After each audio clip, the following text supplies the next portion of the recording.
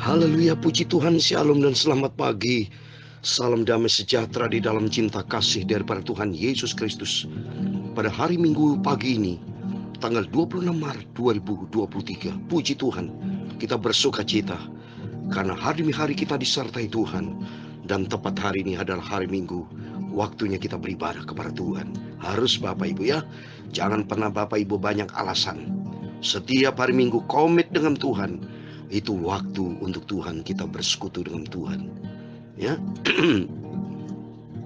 Tiap hari, tiap saat kita harus bersekutu dengan Tuhan. Tapi komitmen komunitas bersama dengan seluruh jemaat-jemaat anak-anak Tuhan, mari setiap minggu komit dengan Tuhan. Itu harus beribadah, itu perintah Tuhan. Ya. Mazmur pasal 100 ayat 1, 2, kalau saya mau baca sampai 5. Ya. Bersorak-soraklah bagi Tuhan, hai seluruh bumi, seluruh umat manusia ini. Beribadahlah kepada Tuhan dengan sukacita. Datanglah ke hadapannya dengan sorak-sorai. Oh, berarti harus dengan sukacita. Ketahuilah bahwa Tuhanlah Allah, dialah yang menjadikan kita. Dan punya dialah kita, umatnya dan kawanan domba gembalaan. Amin. Ayo Bapak Ibu, kalau ingin menjadi domba penggembalaan Tuhan, beribadahlah kepada Tuhan. Carilah Tuhan, jadilah anak Tuhan yang manis di hadapan Tuhan. Jadilah manusia yang benar. Manusia yang benar berarti hidup di dalam kebenaran Tuhan. Bukan manusia yang tidak hidupnya kacau balau, ya, tapi menjadi manusia yang benar. Karena manusia itu, Bapak Ibu, itu ciptaan Tuhan. Tapi banyak manusia tidak tahu diri. Sudah diberkati sama Tuhan, dipelihara, ya, usahanya diberkati, tapi tidak pernah bersyukur kepada Tuhan. Salah besar itu. Contoh seperti siapa? Yudas Iskariot. Dipilih sama Tuhan tapi tidak bersyukur, malah mengkhianati Tuhan. Pantesan dia mati, Bapak Ibu. Maka pentingnya di sini tema firman Tuhan pada pagi hari. Siapa berpegang kepada perintah memelihara nyawanya. Tapi siapa yang menghina firman akan mati. Yudas Iskariot berapa kali ditegur sama Tuhan, Bapak Ibu, oleh Yesus. Tapi dia melecehkan Yesus. Justru dia membalik keadaan. Dia mengkhianati Yesus. Pantasnya dia mati, Bapak Ibu. Kalau kita baca di dalam Kisah Rasul pasal 1, ya. Lihat ini, terburai isi perutnya. Coba nih, saya mau baca ya. Kisah Rasul pasal 1 ayat 18. Yudas ini telah membeli sebidang tanah dengan upah kejahatan nih, hasil kejahatan. Karena orang yang tidak ikuti firman itu berarti bertindak kejahatan. Seperti Yudas Iskariot ini. Karena firman Tuhan sumber kebenaran. Di luar firman tidak ada kebenaran. Di balik kebenaran, ya, konversinya ya kejahatan, ya. Jadi upah kejahatannya itu lalu ya jatuh tertelungkup dan perutnya terbelah sehingga semua isi perutnya tertumpah keluar, mati yang jelas. Karena sesuai firman Tuhan. Siapa yang berpegang kepada perintah memeliharanya. Jadi kalau perintah itu firman Tuhan kita taati, berarti kita mendapatkan hidup yang kekal, taat kepada firman. Tapi siapa yang menghina firman berarti tidak taat, menjadi orang fasik seperti Yudas Iskariot, mati binasa. Oleh itu mari kita minta sama Tuhan. Tuhan, pimpin hidupku biar Roh Kudus berkuasa dalam hidup kita.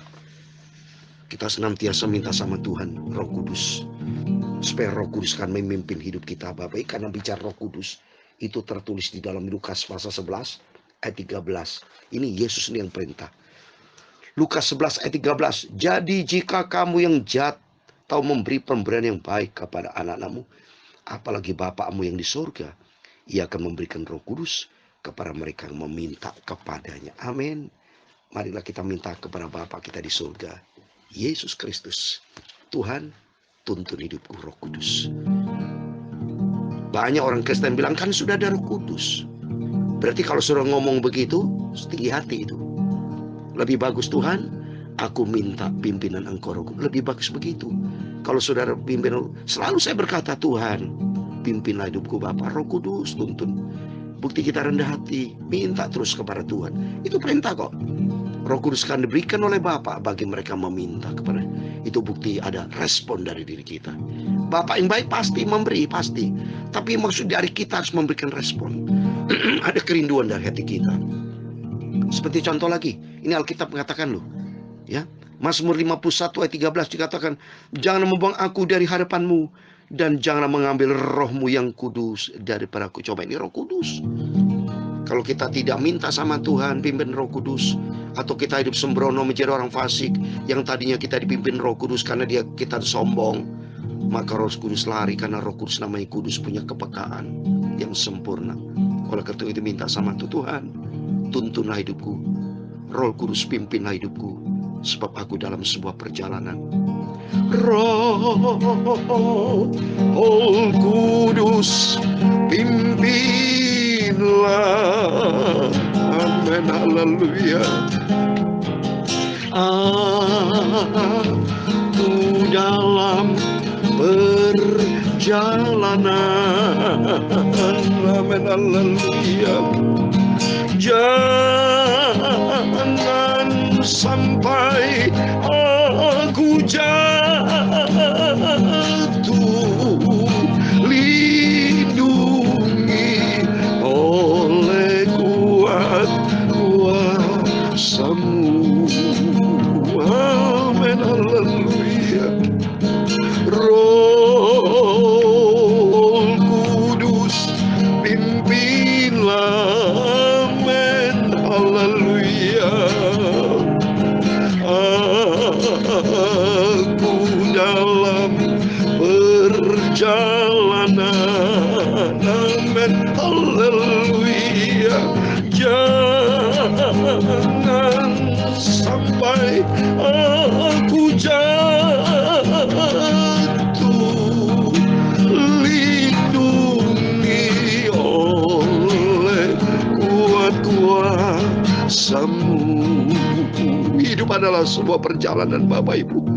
Buktinya Yudas Iskariot, dia dipilih sama Tuhan. Kalau saudara baca di Matius pasal 10, dipilih menjadi murid-murid Tuhan, bahkan dikasih kuasa untuk menyembuhkan orang sakit. Tapi di tengah perjalanan dia jatuh karena uang. Dia tamak uang, dia jual Yesus, mengkhianati Yesus. Sampai tadi saya bacakan ayatnya, dia terburai isi perutnya, dia jatuh di tengah perjalanan. Contoh lagi, siapa jatuh? Esau jatuh, dia jual hak kesulungannya. Raja Saul jatuh, padahal lihat Raja Agag, padahal komitmennya harus dia taat kepada firman. Maka kita minta sama Tuhan, jangan sampai aku jatuh, lindungi oleh kuat kuasa-Mu. Artinya kita minta sama Tuhan, buktikan kita di depan Tuhan bahwa kita rendah hati, jangan sombong di depan Tuhan. Rendah hati jauh lebih bagus. Itu memang kerinduan dari Tuhan. Sifat Yesus rendah hati. Berarti tiap hari, tiap saat kita butuh Roh Kudus. Kita butuh firman Tuhan. Kita butuh Yesus. Roh Kudus pimpinlah, amin, haleluya. Aku dalam perjalanan, amin, haleluya. Jangan sampai aku jatuh,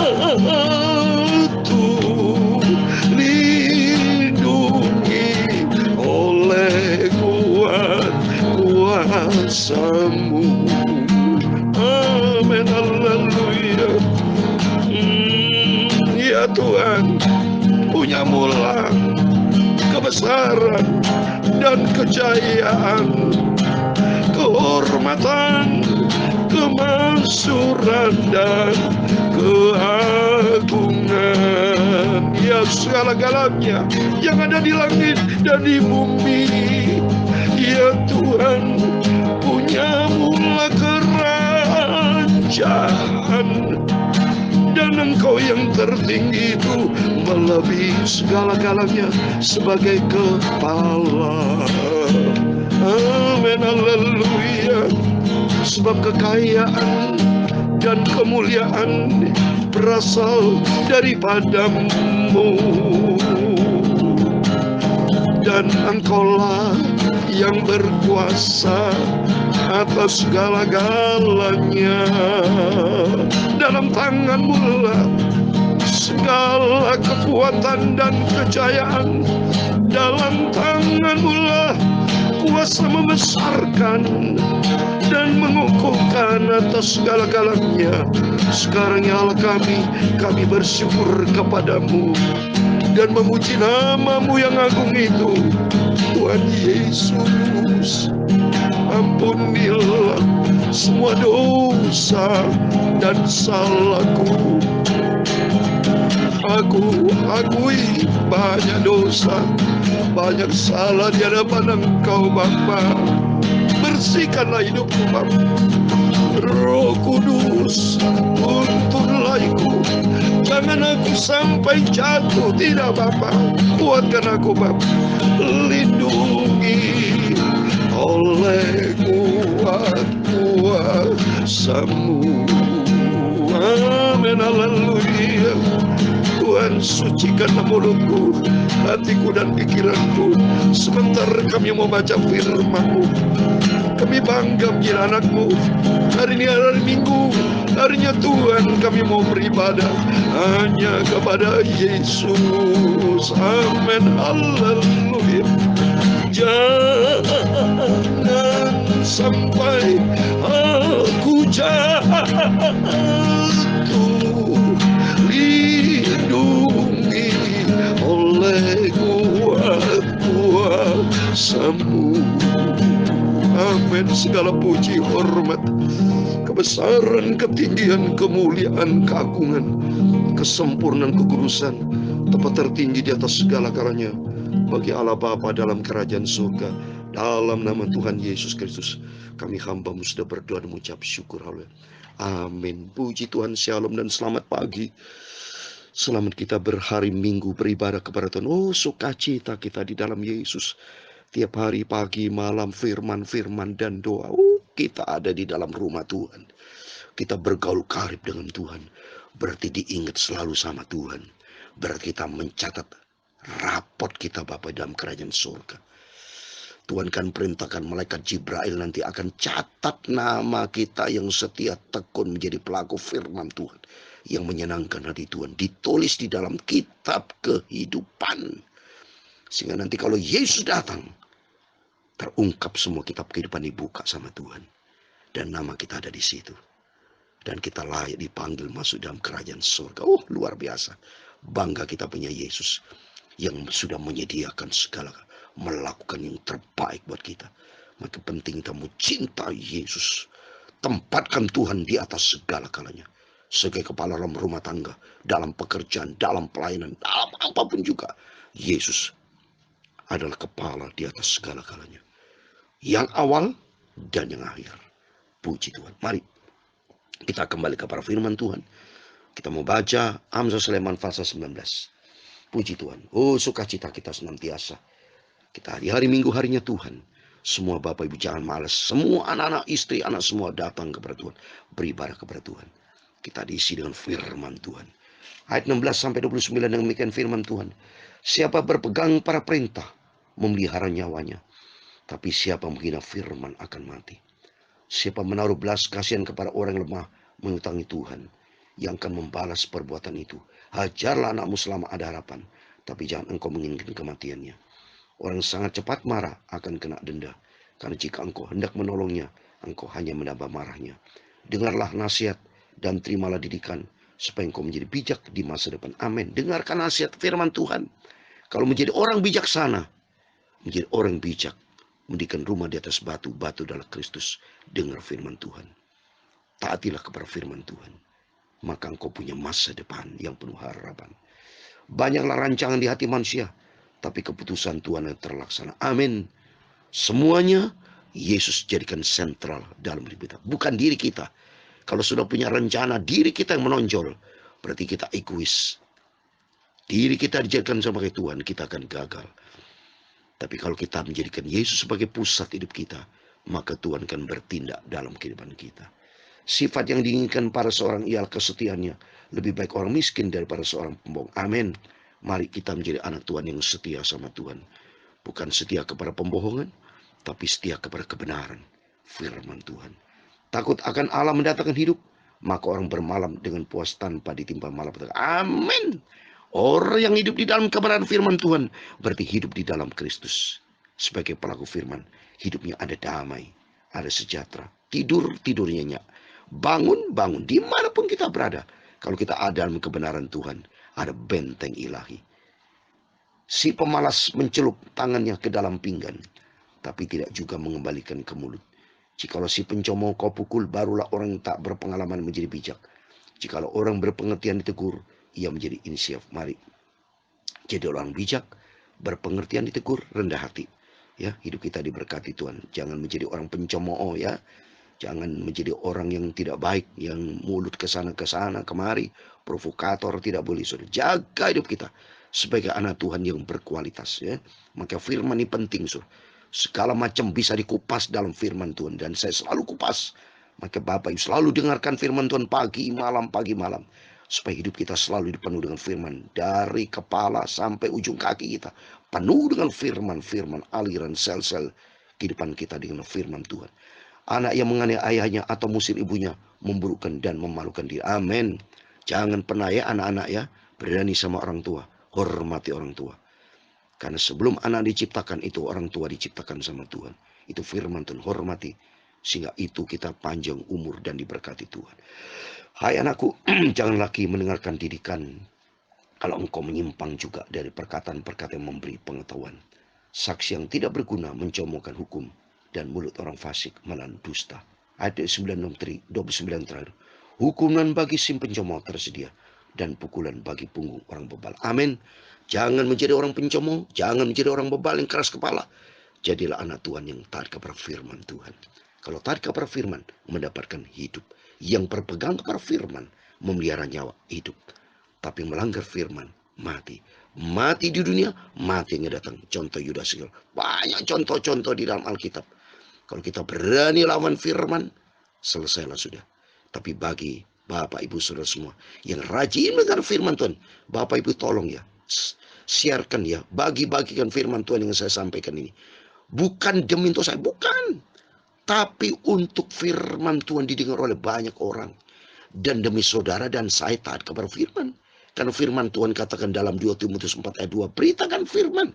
Berarti kalau Bapak Ibu ikut mensiarkan, berarti ambil bagian dalam pemberitaan firman Tuhan. Kan enak. Ya, berarti Bapak Ibu ambil bagian untuk kerajaan surga. Dilihat loh sama Tuhan.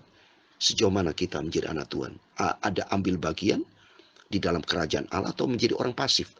Tapi menjadi jemaat yang aktif, yang ambil bagian dalam pekerjaan Tuhan. Ikuti firman Tuhan. Kalau kita ikuti firman Tuhan, Roh Kudus akan tuntun hidup kita. Tuhan memberkati kita semua. Roh Kudus, pimpinlah. Amin. Permohonan kita, rendahkan hati kita pada Tuhan Yesus. Aku dalam perjalanan, jangan sampai aku jatuh, lindungi oleh kuasa-Mu. Tidak ada kekuatan lain, hanya kuasa Roh Kudus, hanya kuasa Yesus. Roh Kudus, pimpinlah. Amin. Haleluya. Aku dalam perjalanan. Amin. Haleluya. Jangan sampai aku jatuh,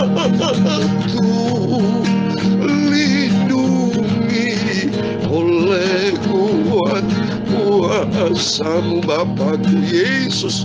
Kuasa Roh Kudus akan menuntun hidup kita. Tuhan memberkati engkau dan melindungi engkau. Tuhan menyinari engkau dengan wajah-Nya dan memberi engkau kasih karunia. Tuhan menghadapkan wajah-Nya kepadamu dan memberi engkau damai sejahtera. Bapa kami yang di surga, dikuduskanlah nama-Mu. Datanglah kerajaan-Mu. Jadilah kehendak-Mu di bumi seperti di surga. Berikanlah kami pada hari ini makanan kami secukupnya. Dan ampunilah kami akan kesalahan kami, seperti kami juga mengampuni orang bersalah kepada kami. Dan jangan membawa kami ke dalam pencobaan, tapi lepaskanlah kami dari yang jahat. Karena Engkaulah yang mempunyai kerajaan dan kuasa dan kemuliaan sampai selama-lamanya. Amin. Puji Tuhan. Tuhan memberkati Bapak, Ibu, Saudara semua. Selamat hari Minggu. Selamat kita beribadah. Dan marilah kita selalu menyenangkan hati Tuhan Yesus. Tuhan Yesus bersama kita. Immanuel. Puji Tuhan. Amin.